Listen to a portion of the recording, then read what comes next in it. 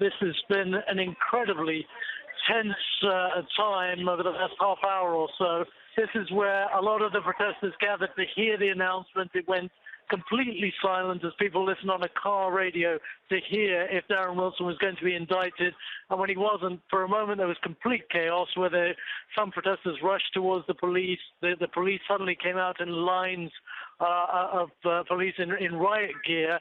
And then just about 20 minutes ago, we heard some shots fired, and the crowd ran in one direction. Then there were shots fired again. All of the police were hiding behind vehicles when those shots were fired. And then they told the protesters that this was an illegal gathering. And since then, there's been tear gas fired just in the last 5 or 10 minutes or so, and a real sense of unease here about what's going to happen next.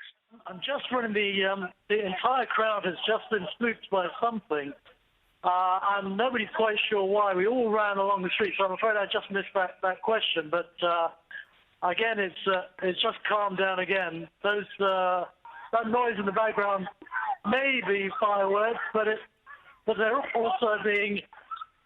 people throwing fireworks now. So I'm afraid I'm moving away from the scene, and you can hear tear gas is also being fired.